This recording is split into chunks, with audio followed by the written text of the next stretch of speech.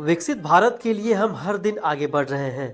बढ़ते भारत की डिमांड को पूरा करने के लिए हमें बड़े पैमाने पर एनर्जी चाहिए। अब भारत पारंपरिक एनर्जी सोर्सेज के बजाय नॉन फॉसिल फ्यूल से बिजली उत्पादन के पर्याय पर ज्यादा जोर दे रहा है, ताकि भारत की एनर्जी डिमांड भी पूरी हो सके और पर्यावरण को भी नुकसान न पहुंचे। सोलार एनर्जी हो या हाइड्रोजन, विश्व में रिन्यूएबल एनर्जी में भारत चौथे नंबर पर है। ऐसे में आइए जानते हैं new and renewable energy minister Prahlad Joshi से विकसित भारत में क्या है एनर्जी का प्लान। रिन्यूएबल एनर्जी को किस तरह से भारत का भविष्य देखते हैं और इसके अलावा क्या आपके गोल्स हैं, क्या प्लान्स हैं?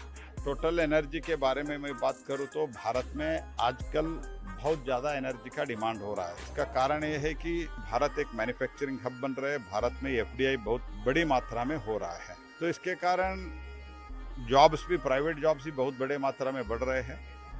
तो इसके लिए हमको ऊर्जा चाहिए। ये ऊर्जा के लिए जो हम पहले से पारंपरिक जो हम करते आए हैं, स्पेशली थर्मल हो, ये तो है।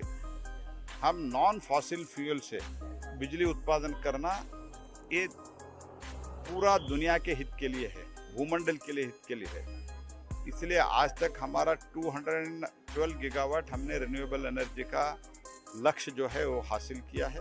और भी लक्ष्य 2030 तक बहुत बड़ा है। हम 500 गीगावाट हमको करना है। हमने अभी भी कल परसों 2 दिन हमारा एक चिंतन शिविर भी हुआ है, इन्वेस्टर के साथ भी हुआ है। उसमें स्टेट का सेक्रेटरी, रिप्रेजेंटेटिव ऑफिसर थे, भारत सरकार के पावर मंत्रालय वाले थे, हम थे। तो ओवरऑल ये लक्ष्य जो 230 गीगावाट 2030 तक है, उसके लिए माननीय मोदी जी ने ये लक्ष्य देश को कमिट किया है, दुनिया को कमिट किया है। वो उसके लिए वो माननीय प्रधानमंत्री जी हमको मार्गदर्शन भी कर रहे हैं, इसको कैसे अचीव करें, उसके लिए हम आगे बढ़ रहे हैं। रिन्यूएबल सेक्टर में प्राइवेट सेक्टर्स की भागीदारी बहुत महत्वपूर्ण मानी जा रही है। ऐसे में उनको प्रोत्साहित करने के लिए आप द्वारा क्या कदम उठाए जा रहे हैं? हमने डोमेस्टिक मैन्युफैक्चरिंग में कर रहे हैं, ट्रांसपेरेंट सिस्टम कर रहे हैं, उसके लिए पीएलआई स्कीम वो भी कर रहे हैं, प्रोडक्टिव लिंक इंसेंटिव कर रहे हैं, वायबिलिटी गैप फंडिंग का कर रहे हैं। बहुत ऐसा योजना है और वो भी योजना एकदम ट्रांसपेरेंट तरीके से होता है, कोई भी इसमें डिस्क्रिप्शन नहीं। बात करें सोलार एनर्जी की, तो this is the future of India. आज के ज़माने में हम पारंपरिक बिजली का इस्तेमाल तो करते ही करते हैं, बट कब वो दिन आएगा जब हम पूरी तरह से सोलार बेस्ड हो जाएंगे? देखो जी, पूरी तरह सोलार हो नहीं पाएंगे, लेकिन हम रिन्यूएबल एनर्जी ओवरऑल जो है नॉन फॉसिल फ्यूल से वो करना हम 2070 तक नेट जीरो करेंगे। सीएसआर डेवलपमेंट के लिए कितने मायने रखता है? देखो, ये हमने मोदी जी आने के बाद ये सीएसआर जो है वो तो मैंडेटरी करके और थोड़ा इसको बल दिया है। पहले भी था, ये नहीं बोल रहा हूँ पहले नहीं था, लेकिन इसको बल देने का काम मोदी जी आने के बाद हमने किया है।